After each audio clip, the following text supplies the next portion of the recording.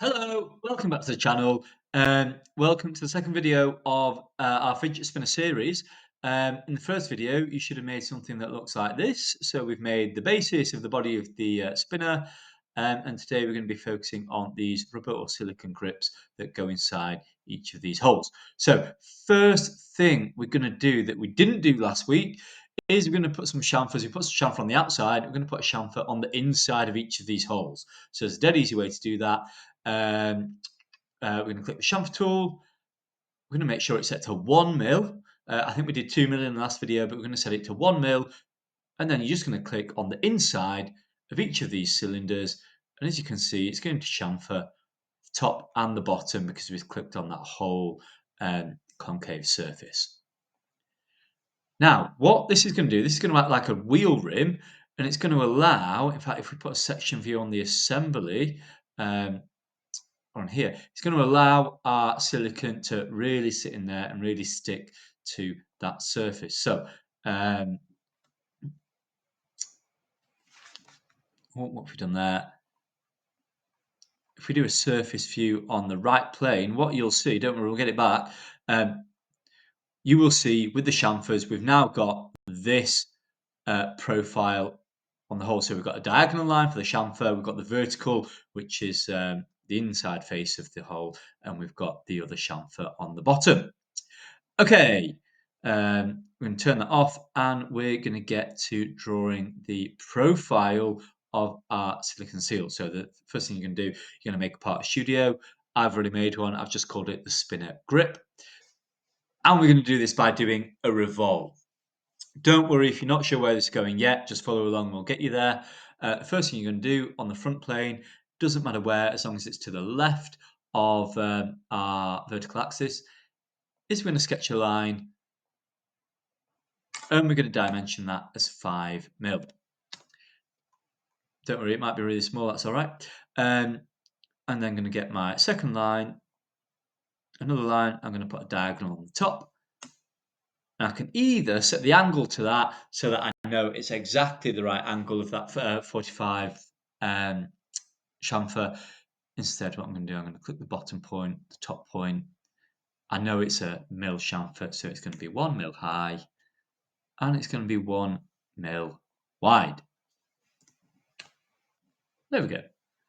What I'm going to do now, I'm going to get my line tool again, find the center of my vertical line, just draw a long line out to the side.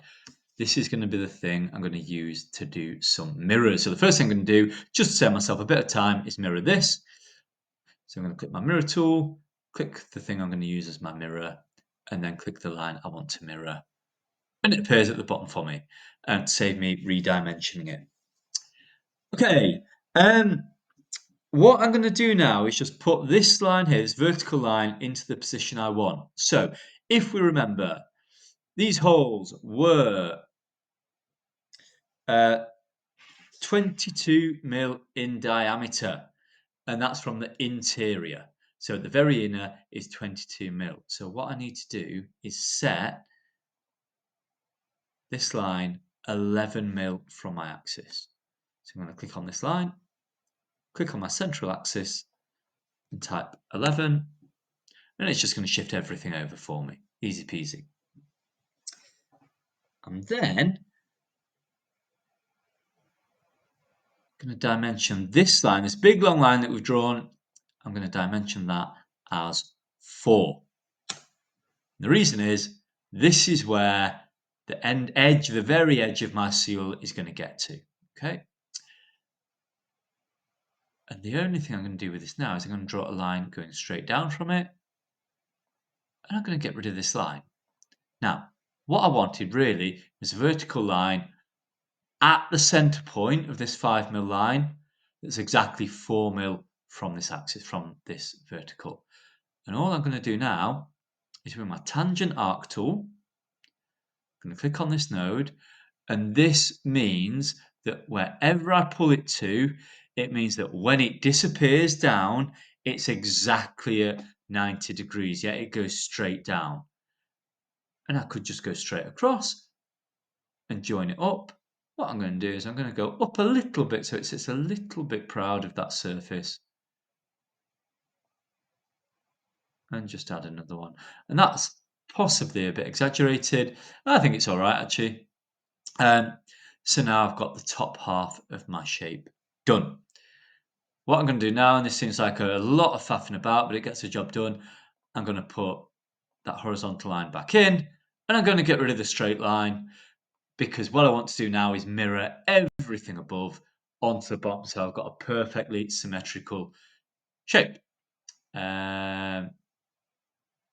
I do that, that's just gone a bit awry. I'm just going to make sure that that's perfectly snapped. Okay, there we go. And what I'm going to do is I'm going to click my mirror tool, click my mirror line. 1, 2, there we go. Trim this line. And now, the only thing I need to do is draw in my revolve axis. And I'm good to go. I'm going to click my tick. I'm going to click on the revolve tool. I'm going to click on the face I want to revolve. The axis I want to revolve it round.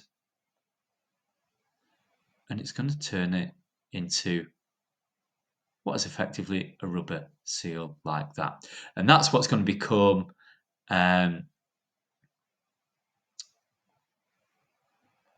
this part. So these black are, they are like ties a little bit, the way they sit on there. It's going to become one of those grips. We're going to add some textures to it, add some colours to it later on. And in the assembly, we can use that one model that we've done to add 3 into the correct locations. So thank you for watching, folks. That's all we've got for this video. I'll be uploading the next one soon, so watch out for that. And we'll get on with the next part of the spinner.